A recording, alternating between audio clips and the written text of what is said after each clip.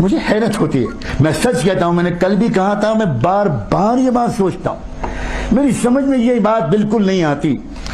کیوں لڑکیاں اس بات کو نہیں سمجھتی کہ ان کا حسن اور ان کا جسم ان کے بننے والے شوہر کی امانت ہے۔ وہ ہر ایک کے لیے پبلک پراپرٹی نہیں ہے، وہ پبلک کی پراپرٹی نہیں ہے کہ ہر ایک اس کو دیکھے اور داد دے اور ہر ایک ٹیز کرے اور ہر ایک جملے کسے اور ہر ایک اس کے بعد پیچھا کرے اور سیٹیاں بجائے اور ہر ایک تنہائیوں میں ملنے کی کوشش کرے۔ وہ نہایت ناسمجھ لڑکیاں ہیں جو اس تخلیقی راز کو اور خدا کی تخلیقی اسکیم کو نہیں سمجھتی، اور وہ لڑکے انتہائی ناسمجھ ہیں، اور وہ اس بات کو بالکل نہیں سمجھتے، اس بات کو نہیں سمجھتے جس کا قرآن مجید میں اعلان کیا گیا ہے کہ تم اگر ناپاک رہو گے تو تمہاری قسمت میں کبھی پاک دامن لڑکی نہیں لکھی جا سکتی، اور لڑکیوں کی سمجھ میں یہ بات نہیں آتی کہ تم اگر ناپاک بنو گی تو تمہاری قسمت میں کبھی بھی پاک دامن لڑکا نہیں لکھا جا سکتا۔ الطیبات للطیبین والطیبون للطیبات والخبیثات للخبیثین والخبیثون للخبیثات۔ اللہ تعالیٰ نے صاف فرمایا دو قسم کے لڑکے ہیں اور دو قسم کی لڑکیاں ہیں، دو قسم کے مرد ہیں اور دو قسم کی عورتیں ہیں، ایک طیب مرد ہیں، ایک طیبات لڑکیاں اور عورتیں ہیں۔ جو طیبات ہوں گی ان کو طیبون ملیں گے، جو طیب لڑکے ہوں گے ان کو طیبات ملیں گی، اور جو ناپاک لڑکے ہوں گے ان کو ناپاک لڑکیاں ہی ملیں گی، اور جو ناپاک لڑکیاں ہوں گی ان کو ناپاک لڑکے ہی ملیں گے۔ چنانچہ جتنی لو میرجز ہوتی ہیں اور جتنے پیار محبت کے داستانوں کے بعد جو لوگ شادی کا رشتہ پارٹنر بنانا پسند کرتے ہیں، شاید ان میں سے 80-90% شادیاں ٹوٹ جاتی ہیں،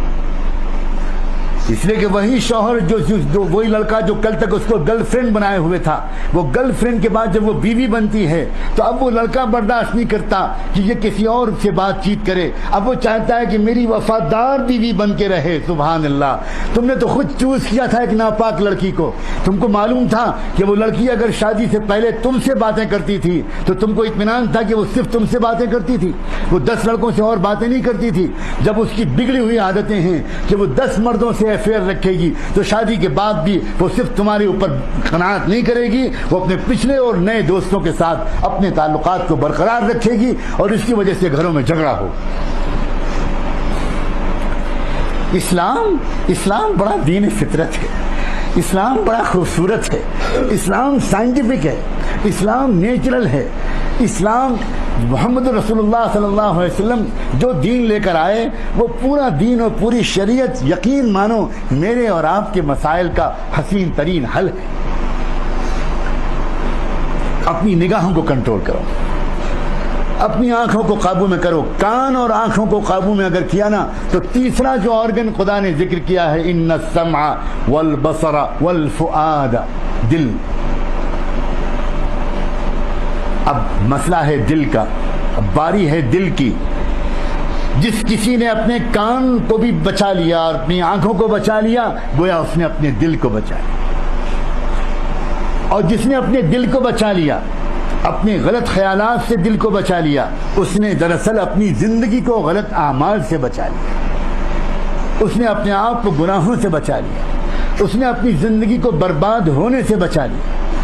اس نے اپنے سیرت و کردار کو داغدار ہونے سے بچا لیا۔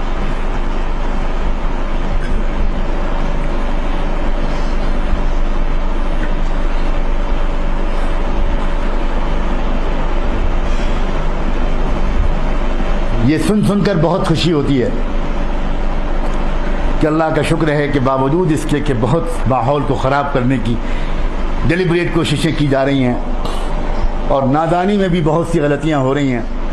لیکن اس کے باوجود بڑی تعداد میں نوجوان انہی گندے ماحولوں سے نکل کر توبہ کر کے اللہ کا دامن تھامنا چاہ رہے ہیں،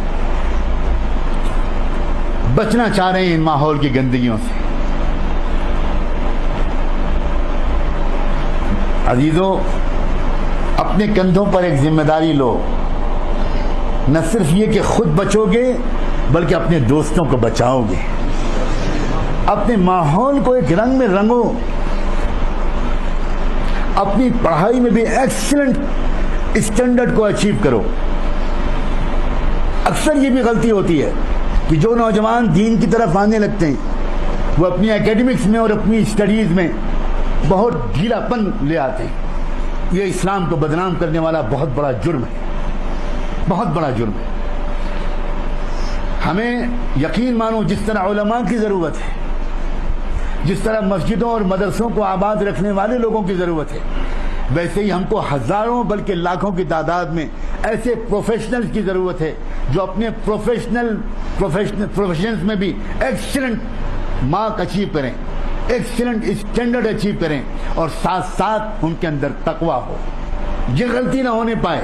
کہ اگر ہم ذرا سا دین کی طرف آئے تو پڑھائی اگنور ہو گئی, اور پڑھائی میں لگے تو دین اگنور ہو گیا, نماز چھوٹنے لگی, مسجد میں جانا کم ہو گیا, جماعت سے نماز پڑھنے کی پابندی کم ہو گئی, قرآن کی تلاوت کم ہو گئی,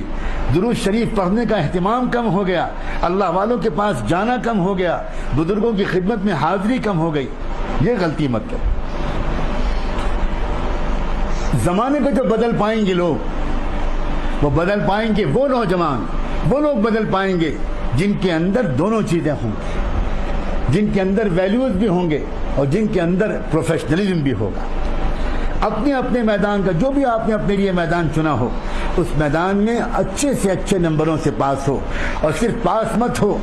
بلکہ ایک کانفیڈنس ہو تم کو اپنے پروفیشن میں, ایک زبردست اعتماد ہو اپنے جاب میں, اپنے پروفیشن میں, اور اس کے ساتھ ساتھ اللہ کرے اللہ کرے اللہ کرے اپنے کانوں اور اپنے آنکھوں کو, اور پھر ان دونوں کے نتیجے میں اپنے دل کو سماج کی پھیلی ہوئی خرابیوں سے اپنے آپ کو بچائے رکھنے میں کامیاب ہو جاؤ.